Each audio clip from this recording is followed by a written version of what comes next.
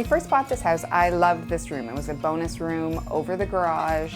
I knew it would be a perfect place to kick back and watch TV and just hang out. To me, this room had tons of charm and character. The ceilings, I loved the placement of the window and the radiator. During our first winter here though, after we ripped up the carpet, we realized the floor was quite chilly. It was a great place to keep your drink cold if you needed, but it was quite cold underfoot, that's for sure. It needed to be updated. So we got into the garage and we sprayed foam from Icynene to insulate the floor. One of our major concerns was keeping an even temperature in the upstairs. We wanted it warm in the winter and cool in the summer. Having the floor insulated saves us a lot of money because our cool air is not just being sucked into the garage. Spray foam is super dense and it's not a food source for rodents, so you don't have to worry about rodents getting in it, making their little homes, feeling cozy. Once I looked after the shell of this room, we got right down to the decorating. We refinished the floors throughout the whole house, just a nice medium warm brown. The striped rug I just think is the perfect fit. It pulls it all together, and we painted the walls cloud white.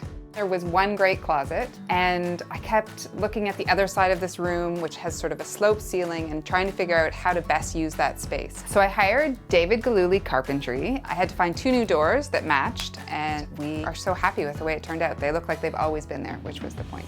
And I have 7 shelves in there that I can fill with junk.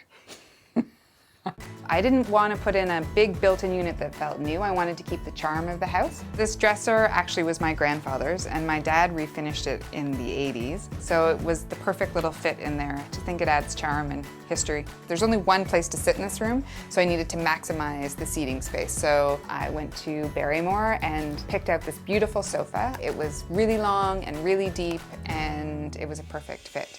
When I was thinking about this decorating-wise, I wanted to use fabrics that were very livable, but had some pattern and felt very comfortable.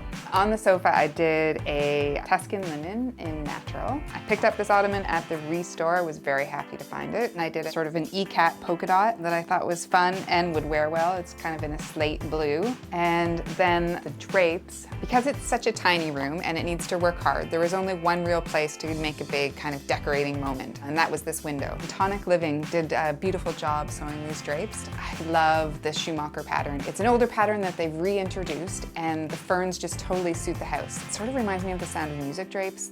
And I did a really lovely silk blind in the window to keep it nice and dark for movie watching.